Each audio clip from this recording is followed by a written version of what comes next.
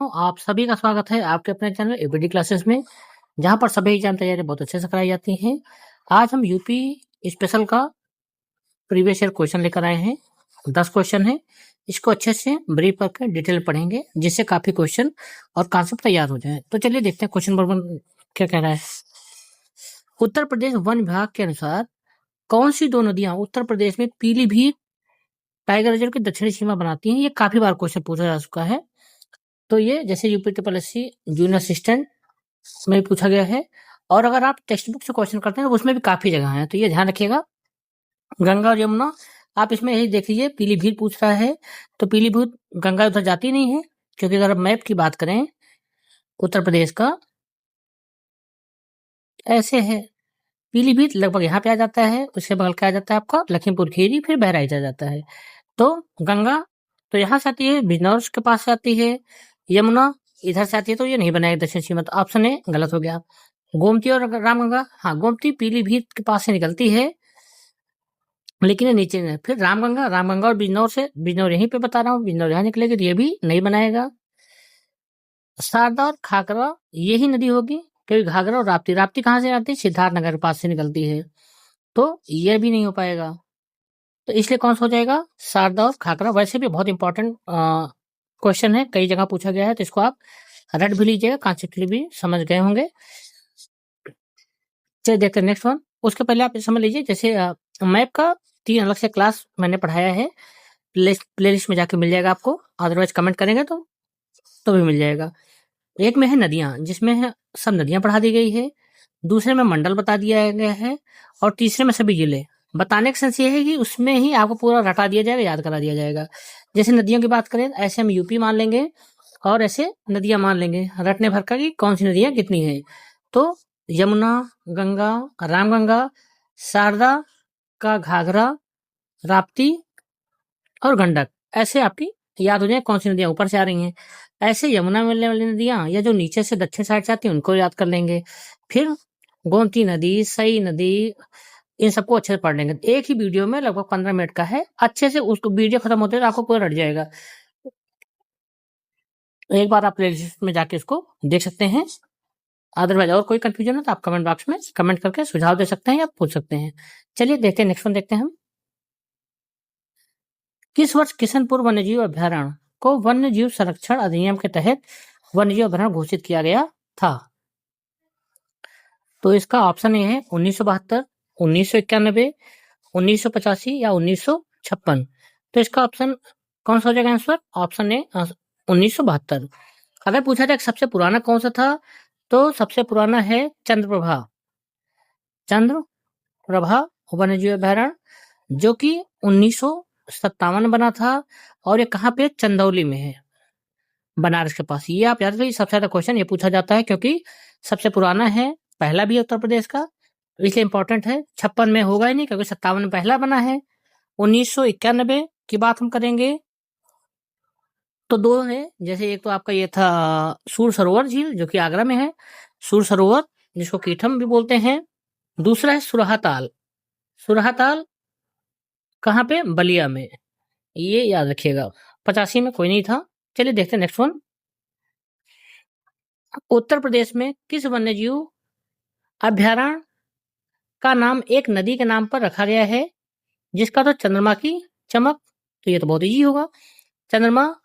चंद्रप्रभा वन्यजीव अभ्यारण्य, कछुआ वन्यजीव अभ्यारण्य, नवाबगंज पक्षी अभ्यारण्य उन्नाव, दुधवा राष्ट्रीय उद्यान? बिल्कुल नहीं। तो चंद्रप्रभा, चंद्रमा की प्रभाव मतलब चमक, तो चंद्रमा की चमक, इसका ऑप्शन ए हो जाएगा। चलिए नेक्स्ट वन देखते हैं। सुरहाताल, सुरहाताल अभ्यारण्य, जिसमें साइबेरिया और अन्य ठंडे क्षेत्रों से कई प्रवासी पक्षी भी आते हैं, उत्तर प्रदेश के किस जिले में है? तो इसका मुख्य क्या है? इसका मुख्य लॉजिक क्या है कि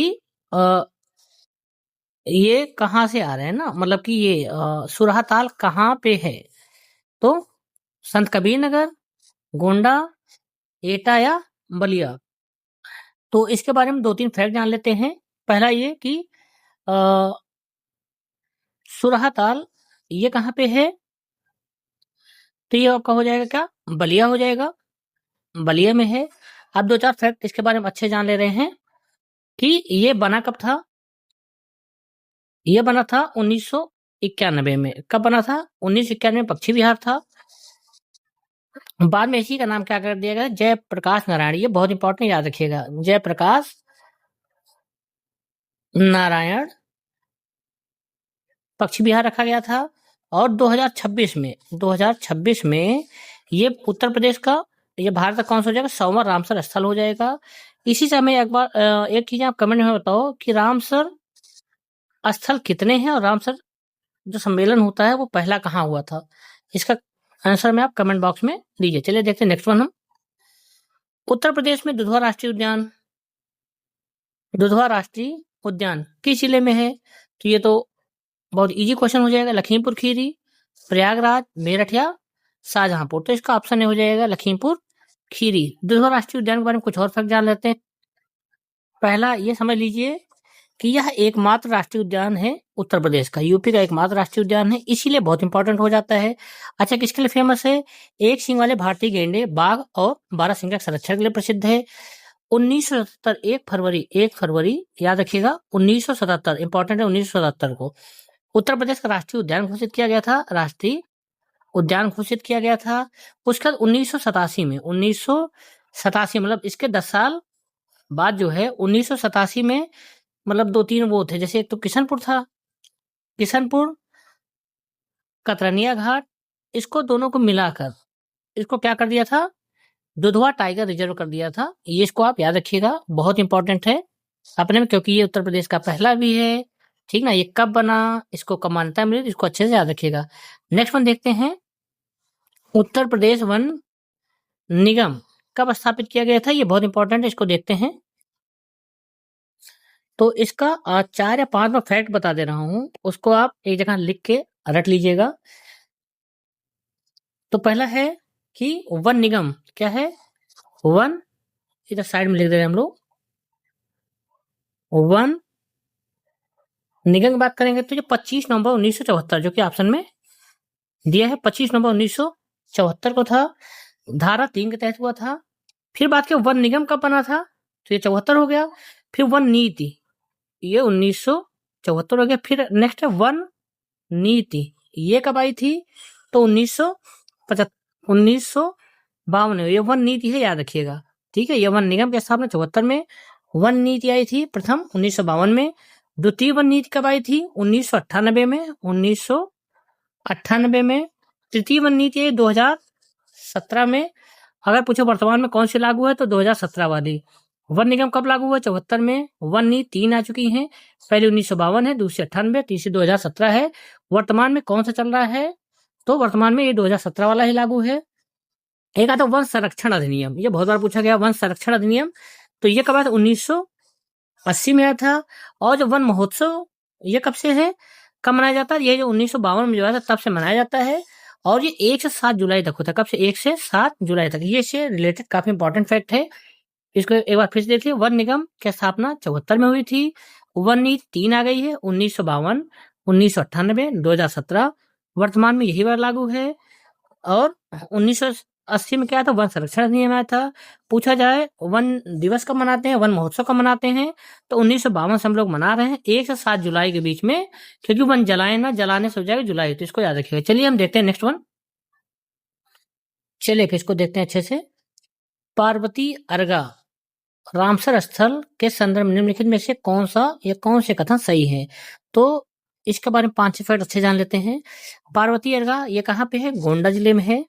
और ये क्या है? पक्षी अभ्यारण्य है। ये दोनों सही है। अब इसके बारे में पहले जान लीजिए कि 1990 में, कब? 1990 में इसे क्या बनाया गया था? पक्षी विहार।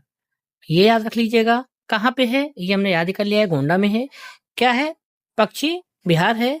और 1990 में तो बना, लेकिन ये 2019 में जाकर क्या बना? ये रामसर स्थल, रामसर स्थल बना है। और 2025 के लास्ट में इसको इको सेंसिटिव जोन में शामिल किया गया है। 2025 इसीलिए 2026 में जितने भी एग्जाम होंगे उसके लिए बहुत इंपॉर्टेंट है। तो इसके बारे में पार्वती अर्गा ये कहाँ है? गोंडा जिले में है। क्या है? पक्षी अभ्यारण्य है। कब बना था ये? 1990 में बना था। 2019 में किस में शामिल किया गया? रामसर स्थल में शामिल किया गया। 2025 में इको सेंसिटिव जोन में। तो इससे रिलेटेड ये काफी इंपॉर्टेंट फैक्ट है। चलिए देखते हैं इसका आंसर कौन सा हो जाएगा, 1 और 2 दोनों। ये कॉन्सेप्ट समझ में आ गया है। चलिए देखते हैं नेक्स्ट वन। पक्षी विहार, स्थान, सांडी, बखीरा, समसपुर, नवाबगंज। चलिए देखते हैं। तो इसमें क्या है, कौन सा सुमेलित नहीं है। सांडी, हरदोई। अब सांडी को सांदी बोल देंगे, दा यहाँ भी, हरदोई में भी दा है, ठीक। तो साड़ी है तो हर कोई साड़ी पहनता है, गर्ल्स की बात होगी तो हर कोई सांडी। बखीरा, कबीरा, ये भी आपका सही है। ये ट्रिक मैं बता रहा हूँ, अगर याद हो जाए अच्छा है। सांडी, साड़ी हर कोई पहनता है, सांडी हो गया। बखीरा, कबीरा, दोनों मिलता जुलता है, संत कबीर नगर हो गया। समसपुर, रायबरेली, ये भी बहुत अच्छा है। नवाबगंज ये नहीं है। नवाबगंज की बात करें तो ये उन्नाव में है। कहाँ पे है, उन्नाव में है। कमेंट बॉक्स में आप कमेंट कीजिए कि इसका नाम बदलकर अब क्या हो गया है। कमेंट बॉक्स में आप कमेंट कर सकते हैं। नेक्स्ट वन है लाख बहोशी पक्षी, लाख बहोशी अभ्यारण्य। ये कहाँ स्थित है, कन्नौज में है, आगरा में है, ललितपुर में है या गोंडा में है। तो इसका फैक्ट क्या है, पहली बात तो कन्नौज में है। कहाँ है, कन्नौज। अब कैसे याद होगा, लाखों लोग बेहोश हो गए जब इनके नोज में गंध गई, स्मेल गई, या रुमाल जो नाक में लगा के बेहोश करते हैं तो नोज में ही लगा के बेहोश करते हैं। तो लाख बहोशी अभ्यारण्य कहाँ पे है, कन्नौज में है। ये कब बना था, 1988 में बना था। लाख और बहोशी, लाख और बहोशी 2 झीलें हैं, जिसके कारण इसका नाम लाख बहोशी पड़ा है, उसी के आसपास के क्षेत्र हैं। चलिए नेक्स्ट वन देखते हैं। आज के सेशन का लास्ट क्वेश्चन है, निम्नलिखित पक्षी अभ्यारण्यों में कौन सा उत्तर प्रदेश में स्थित नहीं है। पटना पक्षी अभ्यारण्य, जयप्रकाश नारायण पक्षी अभ्यारण्य, चित्रांगुड़ी पक्षी अभ्यारण्य या उधवा पक्षी अभ्यारण्य। इसको दुधवा कर दीजिएगा। इसका आंसर हमें कमेंट बॉक्स में चाहिए। कमेंट बॉक्स में आप अच्छे से, अगर आप तैयारी अच्छे से कर रहे हैं तो कमेंट करें, जितना डिटेल कर देंगे उतना अच्छा है, इससे चीजें रिपीट होती हैं। तो आज का वीडियो यहीं तक था। अगर और किसी टॉपिक वीडियो चाहिए, जैसे हमने काफी चीजें पढ़ाई है, जो अभ्यारण्य है, पक्षी विहार है, मैप है, ये सब यूपी स्पेशल के प्लेलिस्ट पे इतना अच्छा सा पड़ा है, टेस्ट करके एक बार आप पूरा देख लेंगे, मैं चैलेंज करता हूँ पूरा आपको रट जाएगा। बट ईमानदारी से ध्यान से उसको एक बार देखना है पूरा ट्रिक के साथ। जैसे भी लाख बहोशी बताया कि बेहोश हो गया नाक में, इसमें चली गई, बेहोश हो गया नोज में, ऐसे ही सब रट जाएगा। और अगर आपको कोई ऐसा टॉपिक लग रहा है, चाहे यूपी स्पेशल है, चाहे हिंदी है, चाहे कंप्यूटर है, जिसमें आपको बहुत कंफ्यूजन हो रही है, कॉन्सेप्ट समझ में ना आ रहा है, नहीं आ रहा है, कमेंट बॉक्स में कमेंट कर दीजिए, मैं